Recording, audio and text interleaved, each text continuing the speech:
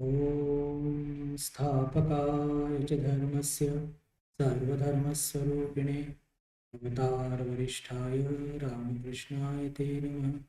जननीं शारदां देवीं रामकृष्णं जगद्गुरुं पातु पद्मे तयो श्रित्वा प्रणमामि मुहुर्मुहुः।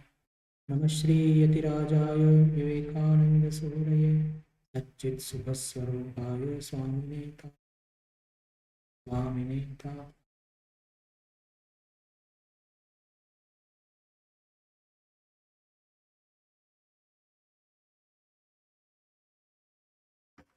बंधू भगिनींनो, आज रामकृष्ण संघाचे द्वितीय धर्माध्यक्ष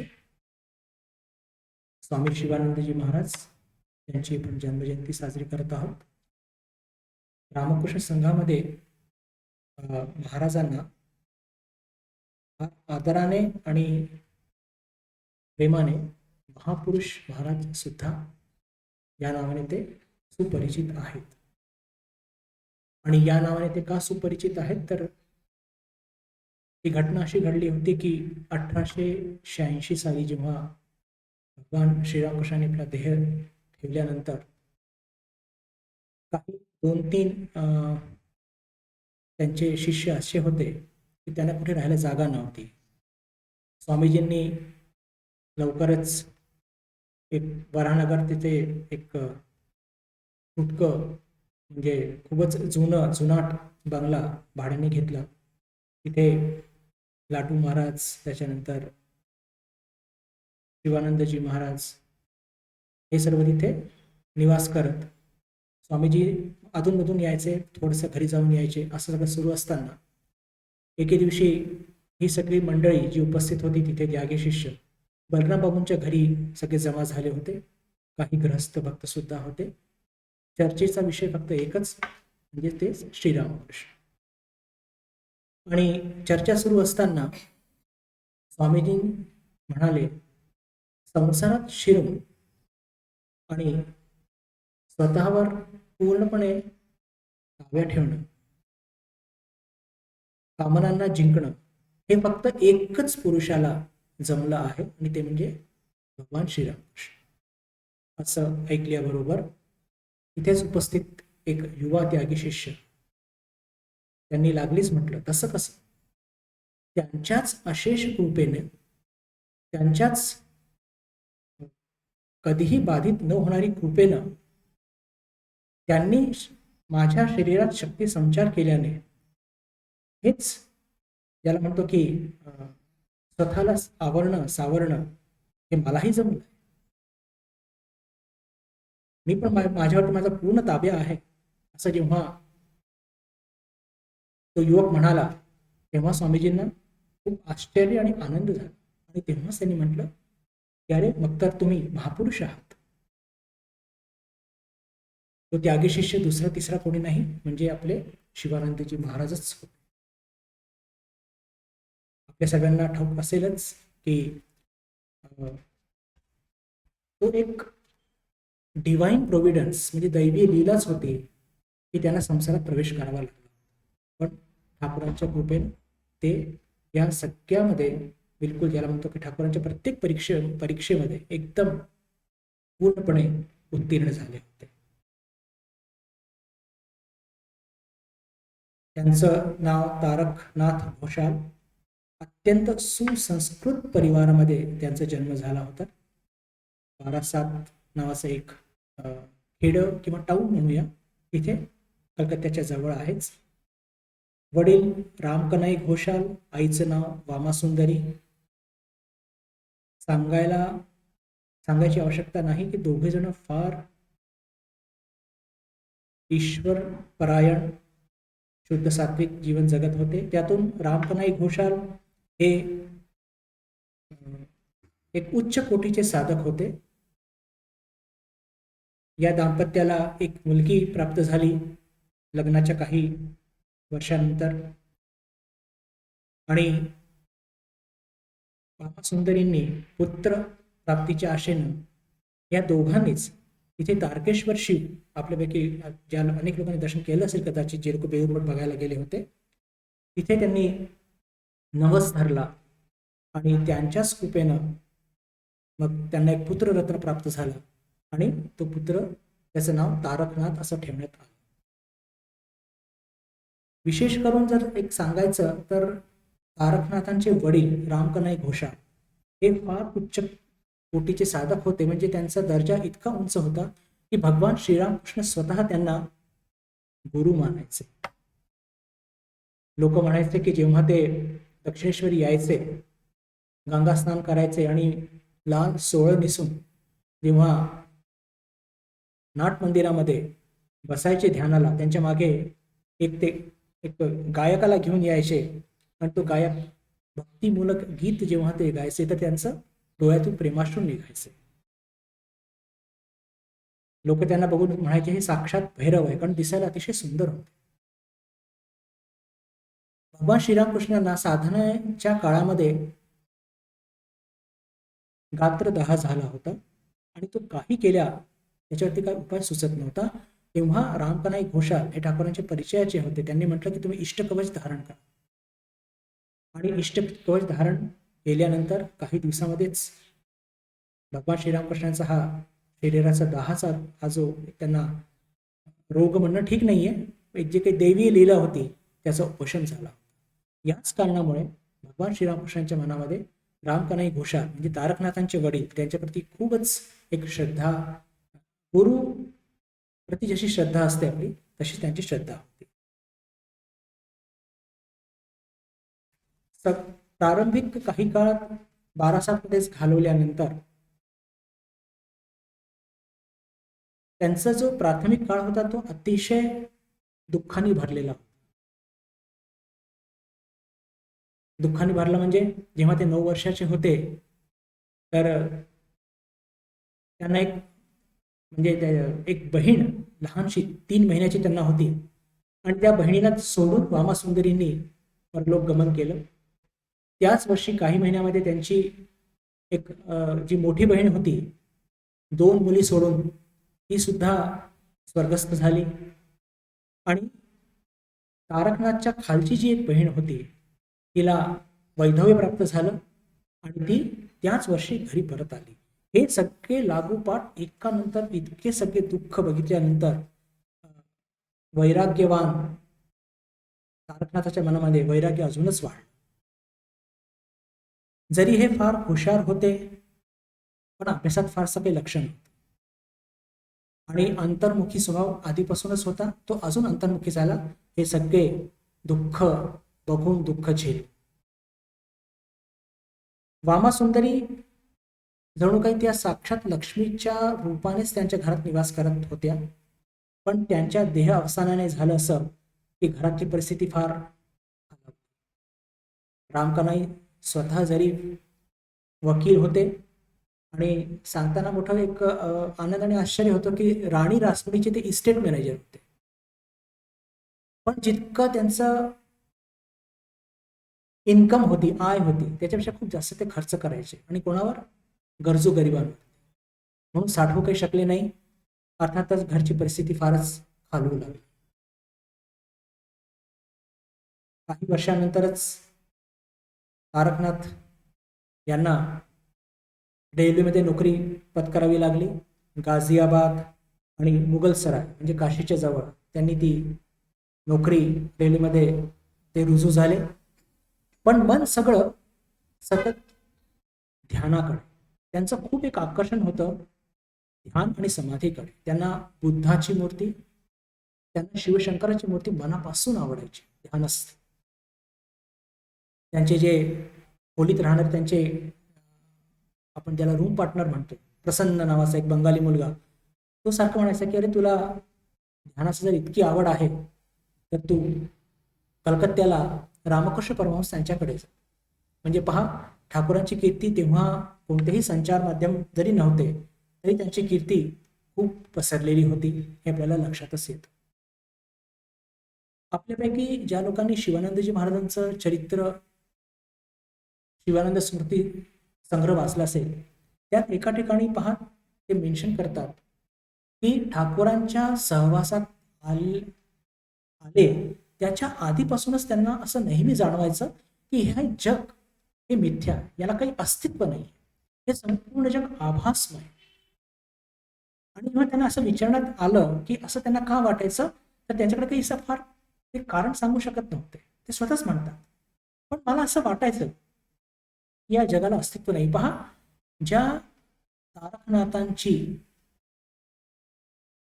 मुळात प्रवृत्तीच वेदांताकडे होती आणि म्हणूनच त्यांना ध्यानधारणा आवडायची, म्हणूनच त्यांना हे असं काही आभास व्हायचं की खरंच हे जग, याला काही सत्यत्व नाही. परिवर्ती काळामध्ये त्यांनी ती रेल्वेची नोकरी सोडली आणि ते आले कलकत्त्याला. तिथे एका व्यापारी कंपनीमध्ये त्यांनी नोकरी पत्करली आणि ब्रह्म समाजामध्ये त्यांनी येणं जाणं चालू केलं. कारण की त्यावेळेस केशवचंद्र सेन हे एक फार सुप्रसिद्ध वक्ते आणि साधक होते. आणि झालं असं की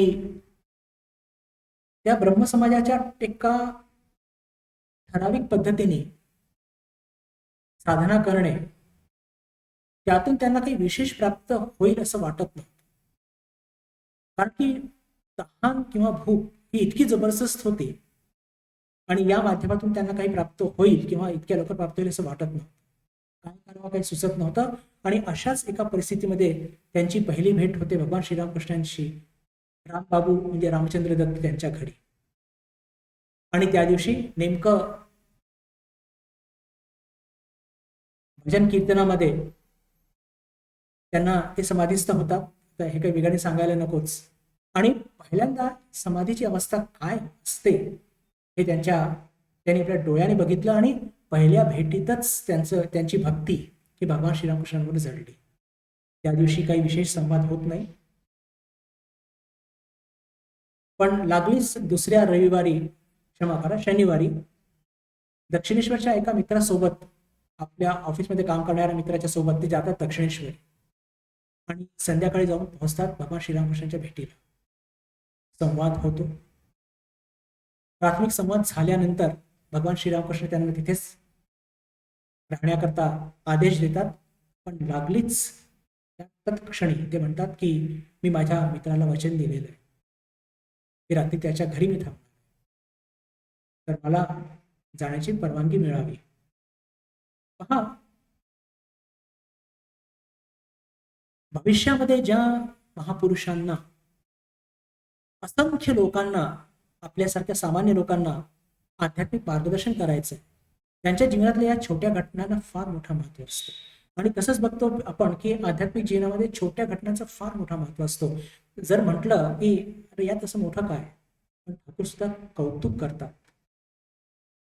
आणि म्हणतात की सत्य हे पाळलंच पाहिजे, दिलेलं वचन हे पाळलंच पाहिजे आणि सत्य पालन ही कलियुगामध्ये तपस्या आहे.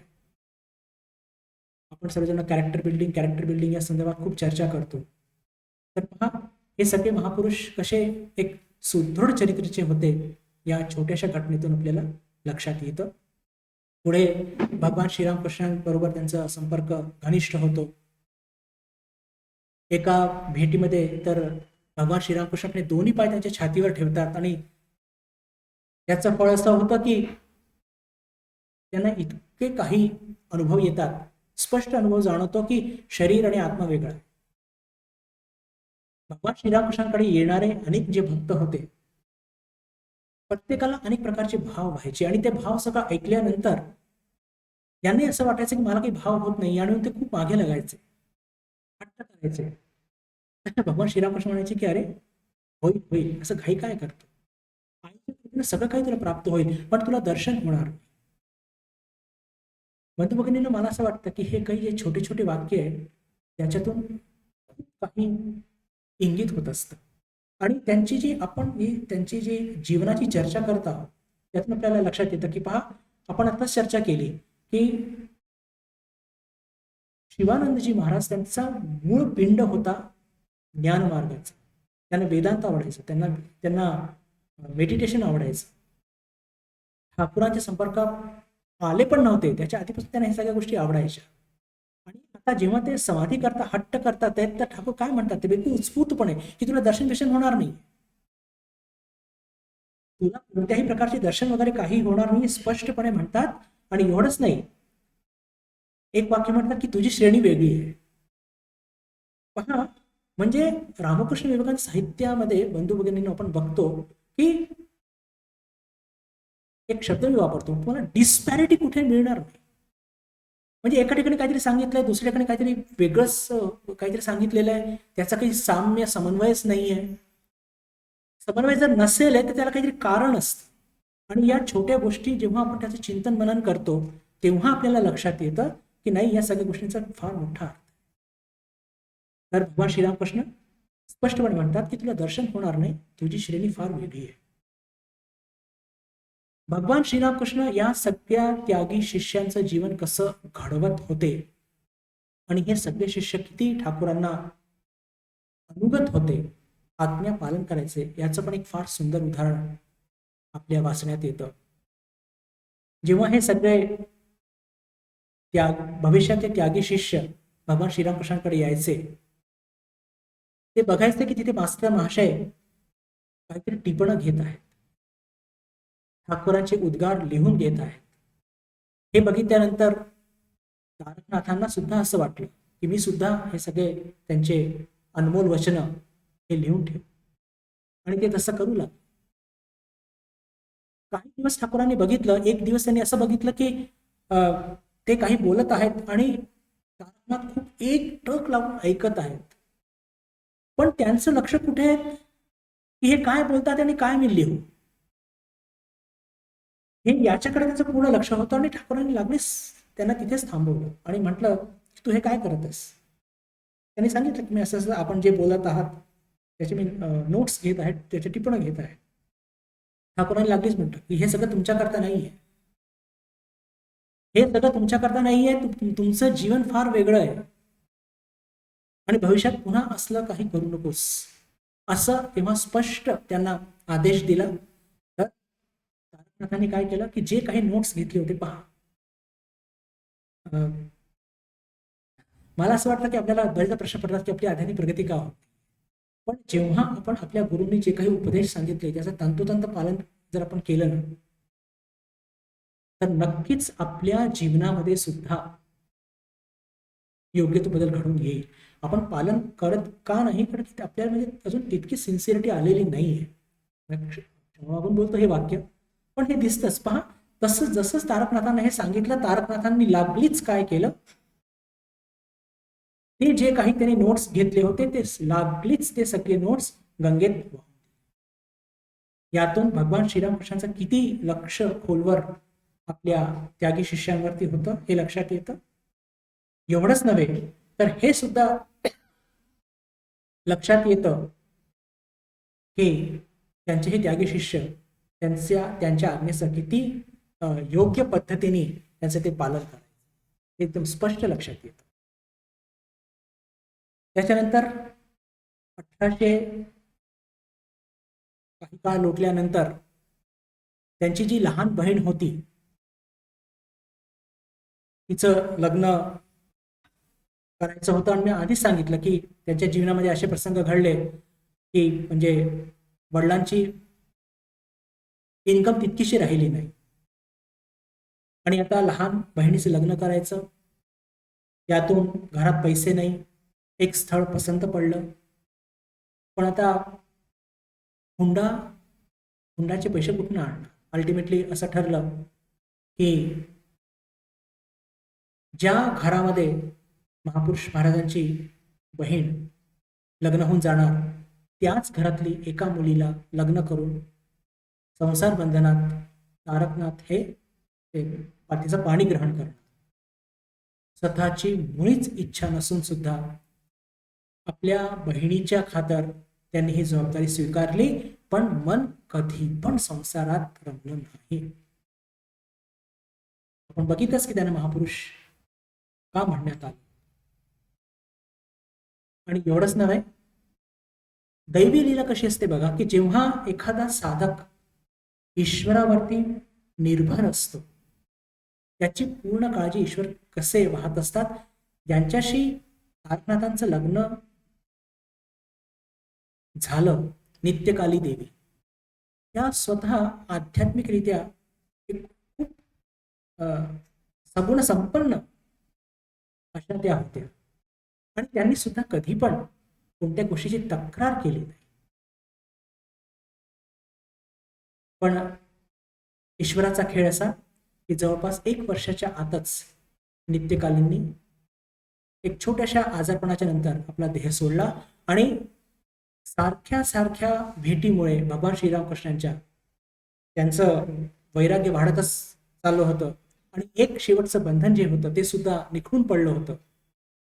वडील साधकच होते आणि बस मग आपल्या पत्नीच्या मृत्यूनंतर त्यांनी लागलीच घराला रामराम ठोकला. भगवान श्रीरामकृष्णांकडे लाटू महाराजांनंतर म्हणजे घर सोडणारे जर कोणी असतील तर ते शिवानंदजी महाराज. त्यांनी घर सोडलं जवळपास 1883 मध्ये. तेव्हा काही संघ निर्माण झालेला नव्हता, पण भगवान श्रीरामकृष्णांनी त्यांना आज्ञा दिली की तू रामबाबूंकडे जाऊन राहत, पण तिथलं अन्न घेऊन नकोस, तू आपलं अन्न वेगळं शिजवत जा आणि वेगळंच खात जा, पण त्यांच्या घरी राहून तू जपध्यान कर. आणि मग कलकत्त्याच्या विभिन्न ठिकाणी जाऊन ते खूप जप ध्यान करायचे, दिवस दिवस रात्र रात्र दक्षिणेश्वरी बसायचे. असं त्यांचा परिवारजक जीवन जर बघितलं किंवा संन्यास जीवन जर खरं बघितलं 1883 पासूनच सुरू झालेलं. त्याच्यानंतर भगवान श्रीरामकृष्णांना कॅन्सरच्या रोगाने जेव्हा ग्रस्त झाले, काशीपूरला त्यांनी सेवा केली भरपूर. आणि मी आधीच सांगितलं की त्यांना बुद्धांवरती खूपच असं एक जबरदस्त आकर्षण होतं आणि त्या बुद्धांच्या आकर्षणामुळेच जेव्हा स्वामीजी काशीपूरहून शिवानंदजी महाराजांना घेऊन ते जातात बोधगयाला आणि तिथे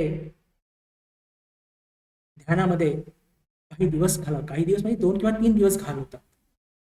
तर हे आपल्याला काय दाखवतं की त्यांच्या मनाची एक जी ठेवण कशी होती. मनाची ठेवण होती हे पूर्णपणे एक ज्ञानीची वेदांती ज्याला म्हणतो त्या प्रकारची त्यांची ठेवण होती. पण इथे एक गोष्ट फार लक्षात घेण्यासारखी आहे आणि ती म्हणजे रामकृष्ण विवेकानंद भावधारा. मी थोडंसं एक वेगळ्या पद्धतीने त्यांच्या जीवनाचं अवलोकन करू इच्छितो आणि त्यातून आपल्याला रामकृष्ण विवेकानंद भावधारा समजण्यामध्ये कदाचित अजून एक थोडं सोपं होईल किंवा खरंच रामकृष्ण विवेकानंद भावधारा किती आगळी वेगळी. मुळात आपण सगळं वेदांती आहोत.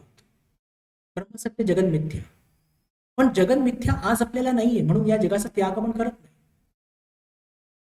या जगाची सेवा करतो. आणि हेच शिवानंदजी महाराज की ज्यांना हे जग आभासमय आधीपासूनच वाटायचं, त्यांची ठेवण वेदांतीप्रमाणे होती, तरी सुद्धा जेव्हा ते संघबद्ध होऊन वराहनगरमध्ये निवास करत असताना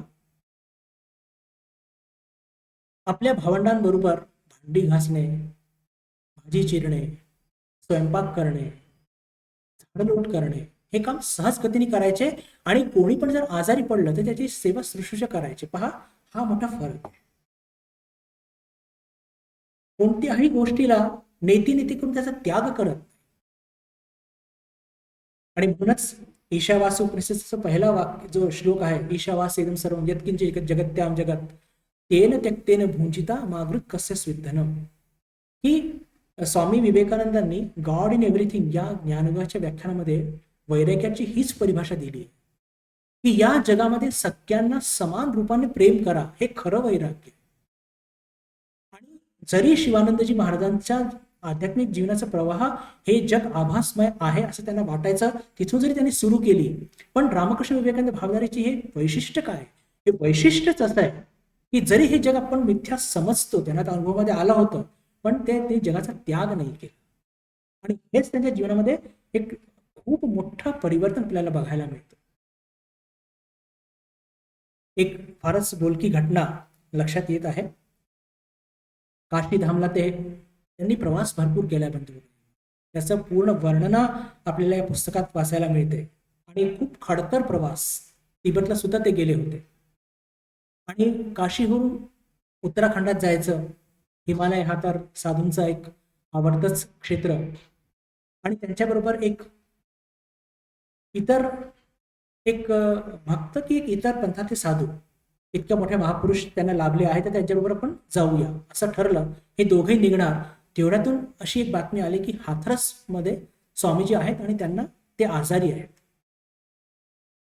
शिवानंदजी महाराजांनी आपला तो प्रवास त्या क्षणी स्थगित केला आणि वृंदावन मार्गी दर्शन करून हाथरसला पोहोचले. आणि तेवढंच नाही, ते स्वामीजींची सेवा करून त्यांना बरोबर घेऊन कलकत्त्याला पुन्हा पोहोचले वरानगर मठात. आणि म्हणजे काशीला त्यांच्या बरोबर जो जाणारा दुसऱ्या पंथातील साधू किंवा भक्त कोण होते असा काही त्याचा उल्लेख मिळत नाही. ते फार नाराज झाले आणि त्यांनी टोमणे मारले की अरे बघा, काय साधू मायेमध्ये पडून गेला, दुसऱ्या साधूच्या मायेमध्ये पडला आणि तीर्थयात्रा सोडून आता निघालाय.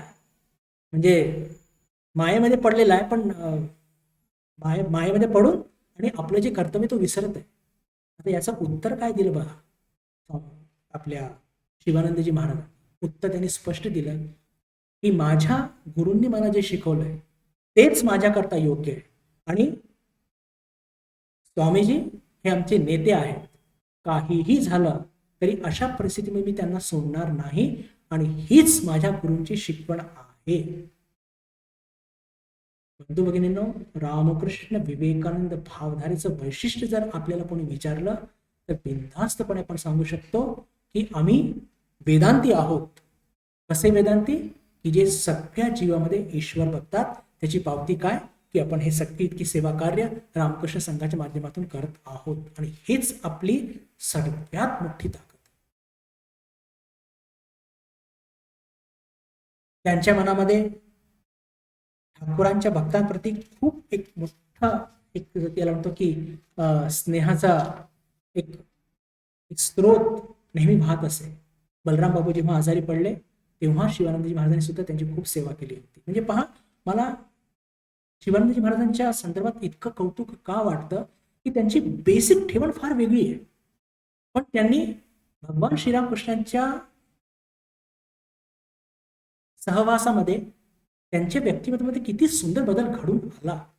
अर्थात हे तर ठाकूरांचं कमालच आहे, त्यात तर काही दोन मतच नाही. पण आपला मूळ पिंड सांभाळून, आता मी ठाकूरांच्या बद्दल बोलतोय की ठाकूरांचं जे एक म्हणजे याला म्हणतो उत्तम शिक्षक कसे की त्यांच्या व्यक्ती स्वातंत्र्याला बिलकुल हात न लावता त्यांच्याकडे किती सुंदर बदल घडून आणला. स्वामीजींचं जर बघू तर ते आपण अचाट पडतो. असं तो एक वेगळा विषय, मी त्याच्या खोलात शिरू इच्छित नाही, पण मला हे खूप कौतुक वाटतं की शिवानंदजी महाराज की त्यांचा मूळ पिंड कसा होता, पण त्यांची वागणूक आणि विशेष करून हे शास्त्राला किती अनुसरून आहे, किती अनुसरून आहे. स्पष्टपणे आपण जेव्हा याच्यामध्ये बघतो ईशावास्य उपनिषद, ईशावास्य इदम सर्वम यत्किंच जगत्याम जगत, म्हणजे या सगळ्या जगाला ईश्वराने आच्छादून टाका. ईश्वराने आच्छादने काय होईल? आपल्याला सर्वांप्रती प्रेम निर्माण होईल. म्हणजे आपला वेदांत नेतीचं नाहीये, तिथे थांबलेला नाहीये. आपण नेतीच्या पुढे इतिपर्यंत गेलेलो. आणि हीच रामकृष्ण विवेकानंद भावधारीचं एक फार मोठं वैशिष्ट्य आहे, आणि हे आपल्याला शिवानंदजी महाराजांच्या जीवनात फार स्पष्टपणे ते बघायला मिळतं. थोडासा त्यांचा शेवटचा काळ बघूया. आधी थोडं स्वामीजींच्या संदर्भात थोडी चर्चा करूया की स्वामीजी जून महिन्यामध्ये 1902 साली काशीला गेले होते. तिथे ते आजारी पडले. शिवानंदजी महाराज तिथे होते, आणि तेव्हाच त्या काळामध्ये काशीच्या जवळचे एक संस्थानिक भिनगा राज्यातले त्यांनी स्वामीजींना 500 रुपये दिले त्यावेळेस की काशीला एक मठ सुरू कर. स्वामीजीची तब्येत खालवत होती. ते आले परत बेलूर मठात स्वास्थ्य लाभा करता. हे 500 रुपये त्यांनी आधी सारदांगी महाराजांना दिले आणि त्यांना आज्ञा दिली की तुम्ही जाऊन काशीला मठ सुरू करा. पण त्यांच्यावर रामकृष्ण संघाचा जनरल सेक्रेटरीचा पदभार होता, त्यांना ते शक्य नव्हतं. शिवानंदजी महाराजांना त्यांनी विनंती केली. शिवानंदजी महाराजांच्या मनात इतकं प्रेम होतं स्वामीजींप्रती, आणि ते बघत होते की दिवसेंदिवस त्यांची तब्येत खालवत आहे. पहिले त्यांनी नाही म्हटलं, पण जेव्हा आपल्या जे नेते आहेत त्यांनी ही आज्ञा दिली आहे तर त्या आनंदाने त्यांनी ते स्वीकारले आणि ते निघतात काशी करता. आणि ही सगळी घटना जूनमध्ये घडली आहे आणि 4 जुलै 1902 साली स्वामीजी देह सोडतात. ही बातमी त्यांना तिथे कळते, पण तरी सुद्धा शिवानंदजी महाराज बेलूर मठात येत नाही का? कारण की आपल्या नेत्याने आपल्याला ही आज्ञा दिलेली आहे की मला इथे मठ स्थापित करा. इथेच राहतात आणि एक भाड्याचं घेऊन तिथे सेवा कार्य सुरू करतात. आणि सेवा कार्याचा प्रवाह इतका तीव्र असतो की कधी घर भाडं देणं होत नाही, कधी खायला मिळत नाही वगैरे वगैरे, खूप समस्यांना त्यांना तोंड द्यावं लागतं, पण त्यांची ती सेवा मात्र चालू आहे. आणि मग जेव्हा घर भाडं करतात ते घर मालक तगादा करतात, तर भक्तांना सांगून त्यांच्याकडनं 100 रुपये गोळा करतात आणि एका एका बॉक्समध्ये ते पैसे ठेवतात. पण दुर्दैवाने त्याच रात्री काय होतं की एक ठग किंवा एक चोर म्हणूया, तो काहीतरी असा एक तोतया रूप धारण करतो की मला इथे ब्रह्मचारी म्हणून राहायचं आहे. आता ठाकूरांच्या नावाने आलेला आहे, त्याला राहायला जागा देतात, पण त्याचे उद्दिष्ट वेगळे असतात आणि त्याला बरोबर ती सुखबुक लागते आणि रात्रीच ते पैसे घेऊन तो पळतो. पैसे घेऊन पळतो तर पळतो, फक्त एक अधेली ज्याला म्हणतो त्या बॉक्समध्ये ठेवलेली असते. पैसे गेले त्याचं दुःख महाराजांना मुळीच नाही. कौतुक करून काय म्हणतात की अरे त्याचे साधुत्व बघा, त्याने 1 रुपया ठेवलेला, एक अधेली ठेवली, कशा करता? ठाकूरांना आज नाही तर भोग काय दाखवला असता आपण. असं वाटतं की ह्या गोष्टी इतक्या एक्स्ट्रीम आहे की म्हणजे कोणत्या शब्दात त्याला मांडावं, पण ह्या गोष्टी घडलेल्या आहेत. आणि एवढंच नाही, गीतेच्या 12व्या अध्यायामध्ये पण वाचतो, समशत्रूच मित्रेच तथा मानापमानयो शीतोष्ण सुख दुःखेषु समसंग विवर्जित. की जे ब्रह्मज्ञानी असतात, जे खरे भक्त असतात, प्रत्येक अपमानाला ते बिलकुल म्हणजे मान आणि अपमान हे बिलकुल एका दृष्टीने बघत असतात. आता 100 रुपये चोरी गेले, ठरलेल्या दिवशी तो मकान मालिकचा जो पैसे उगवणारा मनुष्य तो दाराशी उभा राहतो, त्यांना सांगण्यात येतं, तो काही ऐकायला तयार नाही. तो म्हणतो चला सावकारच्या त्या बेडीमध्ये. आता पहा किती अपमानास्पद ही गोष्ट आहे. म्हणजे आपण कल्पना करा की जर आपल्याला अशी परिस्थितीला सामोरं जावं लागेल तर काय होईल. पण शिवानंदजी महाराज निर्विकार, पैसे देऊ शकत नाहीये, अगदी खरं आहे, पण इथून सेवा कार्य चालू आहे, इथे बंद सुद्धा करू शकत नाही. जे काही शिक्षा सावकार करतील ते मला मान्य आहे, जे अपमान करतील ते मला मान्य आहे. मला कोणत्याही प्रकारचं त्यांना काहीही म्हणजे असं वाटलं नाही. म्हणूनच समज शत्रूचे मित्रेच्या तथा मानापमान होईल. शत्रू मित्र ज्याला सारखे आहेत, ज्याला मान अपमान बरोबर आहे, याच्यापेक्षा अजून श्रेष्ठ उदाहरण काय होऊ शकतं. आणि एखाद्या अपराध्याप्रमाणे त्यांना त्या सावकारच्या पेढीमध्ये त्यांना बसवून ठेवलं सकाळ ते संध्याकाळ. सावकार चिडलेला होता. ज्या शिवानंदजी महाराजांना आपण इतक्या आध्यात्मिक एकदम बिलकुल एका श्रेष्ठ जागे बसवतो, त्यांच्या आपल्या मनामध्ये किती स्थान आहे, पण ते स्थान त्यांनी कसं कमवलंय ठाकूरांच्या कृपेनं हे लक्षात येतं. आणि कोणती तक्रार नाही, बिलकुल विनम्रतेने हात जोडून की पहा आत्तापर्यंत आम्ही आपले पैसे बुडवलेले नाहीये, फक्त आमची अडचण आहे. ठाकूरांचीच ती लीला म्हणूया की तो सावकार थोडा नरमतो आणि टप्प्याटप्प्याने ते पैसे देण्यात येतील. वरतून हे आरोप की तुम्ही जे काही सांगताय त्यात काही तथ्य नाही, तुमचे पैसे चोरी वगैरे गेले, असं त्यांना त्या सावकाराला वाटत असतं. पण आता काय तो साधारण जीव, त्यांना काय त्यांची शिवानंदी महाराजांची आध्यात्मिक काय त्यांची एक स्थान होतं ते त्याला कसं कळलं असो. पण हे शास्त्रामध्ये जे काही सांगितले गेलेल्या गोष्टी आहेत त्या किती म्हणजे सिद्धांत ते किती आपल्याला या डायरेक्ट डिसायपल्सच्या जीवनामध्ये जसेच्या तसे बघायला मिळतात.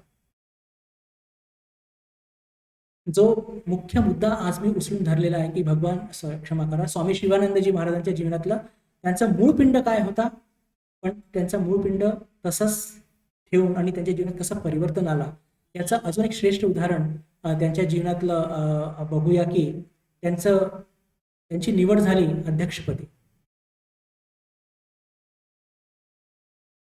खरं तर त्यांचा जो मूळ स्वभाव होता की ते नेहमी फार अलोफ राहायचे, लोकांपेक्षा खूप दूर राहायचे, त्यांचा स्वभाव मधुर होता, पण त्यांना बोलणं फार कमी होतं.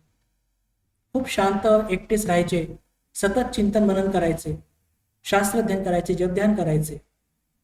आणि जर त्यांना कोणी दीक्षा देण्याकरता म्हणायचं तर ते एक वाक्य नेहमी म्हणायचे की माझे शिष्य या जगात कोणी नाही, मी प्रभूचा दास, प्रभूच या युगात सगळ्यांचे गुरु आणि इष्टदेव आहेत. प्रभू म्हणजे भगवान श्रीराम. असा आपला एक दृढ भाव ठेवणारे शिवानंदजी महाराज जेव्हा त्यांची निवड होते रामकृष्ण संघाचे द्वितीय परमाध्यक्ष म्हणून, तेव्हा त्यांचा काय भाव असतो? तेव्हा ते म्हणतात की बघ बाबा, मी मंत्र देतो असा माझा बोध नाही, प्रभूच भक्तांच्या अंतःकरणात प्रेरणा देऊन इथे घेऊन येतात, ते माझ्या अंतरी बसून मंत्र देतात, बोलायला लावतात. ठाकूर माझा अंतरात्मा आहेत. पहा, हे दोन भाव मी तुमच्या पुढे मांडले, याच्यामध्ये किती अंतर आहे हो. एक्स्ट्रीमली अंतर आहे की एकदम म्हणतात की माझे शिष्य कोण या जगामध्ये? अरे ठाकूरच सगळ्यांचे गुरु आहेत, आपण सगळे त्यांचे शिष्य आहोत. म्हणजे त्यांनी कधी कोणाला मंत्र वगैरे दिलेला नाही. म्हणजे आपण म्हणूया की त्यावेळेस तर असे काही मुभा वगैरे प्रश्नच नव्हता, त्यांना ज्यांना वाटेल ते मदत देऊ शकत होते, पण तसं त्यांनी कधी केलं. आणि आता जेव्हा त्याची निवड झालेली आहे, तर मला असं वाटतं बंधू भगिनींनो की वेदांत म्हणजे शरणागतीचं चरम सीमा. ते काय म्हणतात की बाबा मी मंत्र देतो, माझा असा भावच नाहीये, तेच माझ्या हृदयामध्ये बसून तेच भक्ताच्या हृदयामध्ये बसतात, ते त्यांना इथे बोलवतात आणि मला मंत्र द्यायला लावतात, मी हे काही करत नाही. म्हणजे त्यांच्यात जो वेदांती भाव जणू काही पूर्ण पुसल्या गेला होता शेवटच्या काळी. असं म्हणतात ना की आंबा खूप पिकल्याशिवाय गोड होत. त्यांचा तो वेदांताचा भाव ठाकूरांनी पूर्णपणे काढून तिथे स्वतः प्रेमा ठाकूर स्वतः येऊन बसले. आणि या संदर्भामध्ये विज्ञानानंदजी महाराज खूप छान म्हणतात परिवर्ती काळामध्ये की तारकदांनी आपलं संपूर्ण अस्तित्व पुसलं आहे आणि त्यांची कृपा ज्यांच्यावर झाली आहे, म्हणजे त्यांची म्हणजे शिवानंदजी महाराजांची, शिवानंदजी महाराजांची कृपा ज्यांच्यावर झाली आहे त्यांच्यावर जणू काही साक्षात ठाकूरांचीच कृपा झाली. म्हणजे विज्ञान महाराजांना सुद्धा हे कळलं होतं की शिवानंदजी महाराजांच्या हृदयामध्ये ठाकूर विराजमान आहेत, त्याशिवाय हे असं कसं म्हणणार की त्यांचं पूर्ण व्यक्तित्वच जणू काही पुसल्या गेलेलं आहे. त्यांच्या जीवनामध्ये भक्तांप्रती किती प्रेम होतं याचं एक छोटंसं उदाहरण बघूया. अध्यक्ष झालेले आहेत, दीक्षा देत आहेत बेलूर मठामध्ये. एक युवती बिचारी विधवा आहे, गरीब आहे, पण ठाकूरांप्रती ओढ आहे, दीक्षा घ्यायची इच्छा आहे, विनवणी करतात, तर सहजपणे मुखातून निघून जातं की मला दक्षिणा किती द्यावी लागेल, गरीबी बिचारी काय करणार. तर शिवानंदजी महाराज म्हणतात की मुली, तू तुझं ठाकूरांना अंतःकरण देऊ शकते का? ठाकूरांना फक्त तुझं अंतःकरण पाहिजे. पहिला प्रश्न फक्त तुझ्या दक्षिणेचा एक हिरडा दिला तरी सुद्धा चालेल. अजून एक काय म्हणजे टोकाचं उदाहरण. आणि असे कितीही लोक आले केव्हाही आले. एकदा तर असं घडलं की एक फार पाय घसरलेली मुलगी, शिवानंदजी महाराज बेलूर मठामध्ये आपल्याला बघितलं असेल तर वरच्या एक म्हणजे खोली होती, तिथे ते राहायचे. आणि त्यांना ते बरोबर त्या शक्तीमुळे लक्षात आलं की कुठेतरी खालती वाट बघतंय. आणि त्यांचे ते ठराविक जप ध्यान वगैरे झाल्यानंतर सेवकाला त्यांनी म्हटलं की बघ बरं खालती कोणी आलाय का दीक्षेकरता. आणि बघतात तर एक मनुष्य आणि एक स्त्री उभी आहे आणि जीवन पूर्ण विस्खळीत झालेलं आहे आणि फार वाईट मार्गाची ती स्त्री होती. सेवक येऊन खालती विचारतात आणि विचारल्यानंतर ते म्हणतात की आम्हाला महाराजांना भेटायचं, दीक्षा घ्यायची आहे. सगळं काही सांगण्यानंतर सुद्धा शिवानंदजी महाराज दीक्षा देतात. कोणत्याही प्रकारचं त्यांच्याकडे असं बंधन किंवा ज्याला म्हणतो की नकार नव्हता. त्यांच्या जीवनातले काही एक दोन वाक्य तुमच्या पुढे मी वाचून मग तिथे आपण थांबूया.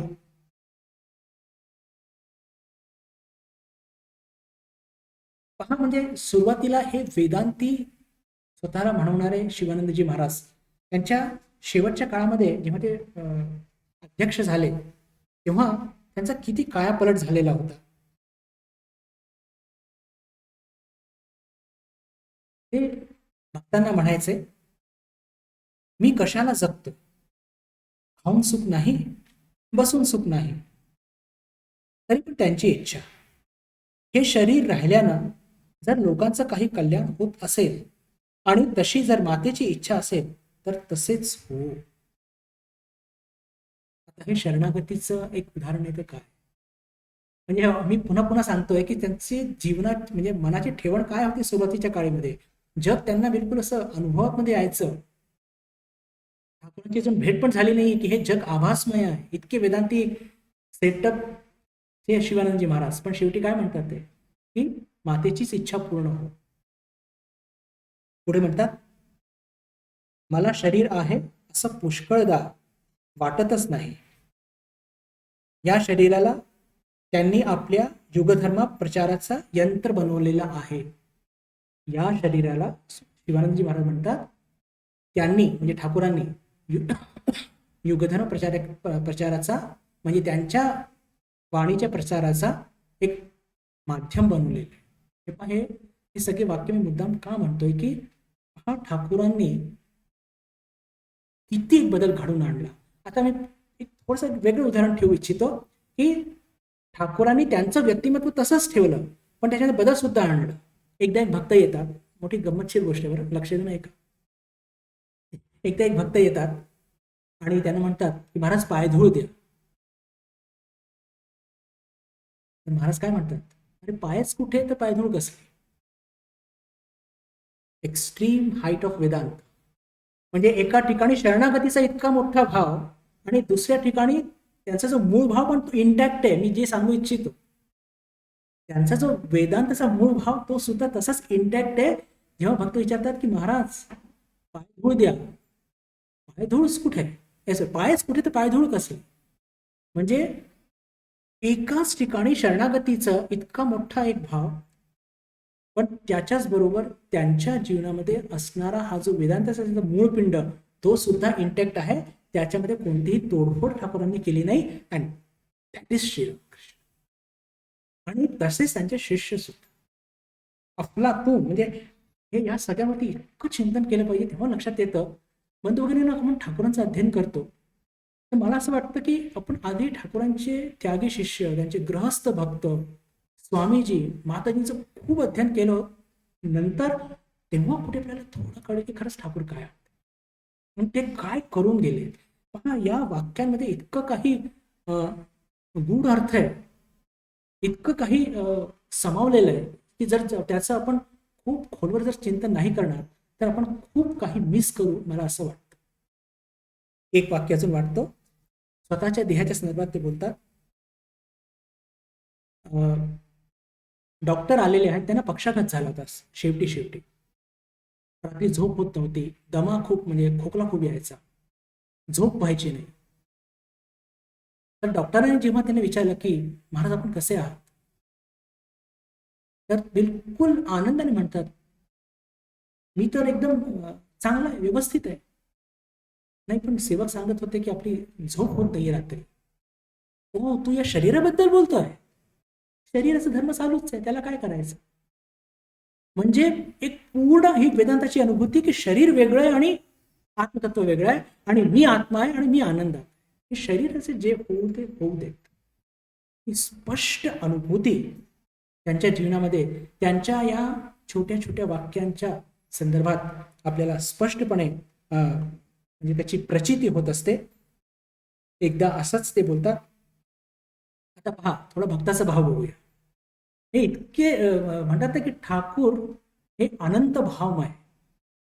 कसं तर ह्या सगळ्या घटनांच्या माध्यमातून छोट्या छोट्या वाक्यांच्या माध्यमातून आपल्याला लक्षात येतं. हे वाक्य वाचून मग थांबूया.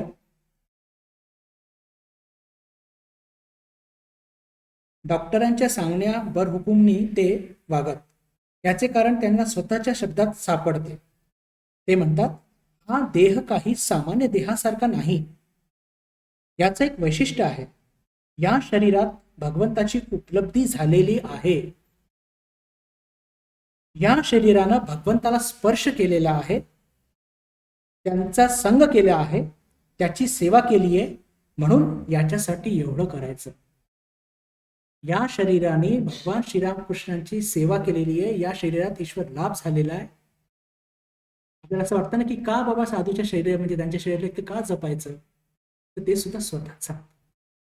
हा अजून एक वेगळं डायमेन्शन की या शरीराने त्यांची सेवा केली आहे, ईश्वर लाभ झालेला आहे आणि या शरीराच्या माध्यमातूनच इतरांचं कल्याण होत आहे, म्हणून हे शरीर अद्भुत आहे. किती एक वेगळे वेगळे प्रकारचे भाव एकाच त्या शिवानंदजी महाराजांच्या जीवनात आपल्याला बघायला मिळतात. आणि म्हणजे हे पुन्हा मला जे सांगावंसं वाटतं की पहा, एकच व्यक्तिमत्व बघायला, आणि ते पण कसं स्टॉन्च वेदांती. तारकेश्वर शिवाच्या प्रार्थनेने प्राप्त म्हणजे त्यांचा जन्म झालेला, म्हणजे ते ज्ञानी असणारच, वेदांती असणारच, त्यात काही नवल नाहीये. पण तरी सुद्धा त्यांच्या हातातून इतकीची सेवा घडून गेली. सेवा घडल्यानंतर जेव्हा ते परमाध्यक्ष झाले, किती लोकांना त्यांनी ठाकूरांचं नाव दिलं आणि किती प्रेम दिलं. तर साधारणपणे वेदांती थोडे शुष्क असतात, पण रामकृष्ण विवेकानंद भावधाराचा वेदांत हा शुष्क नाहीये. आणि इति इति हा आपला भाव आहे. प्रत्येकामध्ये तोच शिव आहे.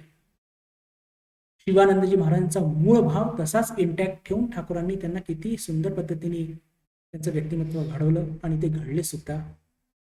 आपल्या सर्वांना हे सगळं जीवन खूप प्रेरणादायी आहे. सारखं सारखं वाचावं, चिंतन करावं आणि चिंतन करून आपल्या सर्वांना ठाकूर, माताजी, स्वामीजी, त्यांचे सख्य शिष्यांच्या प्रती खूप श्रद्धा, भक्ती त्याच्यामुळे लाभत असते आणि लाभो अशी प्रार्थना करून मी माझ्या वाणीला हेच विराम देतो. ओम शांती शांती शांती. ओम तत्सत. श्री राम कृष्ण मस्तु.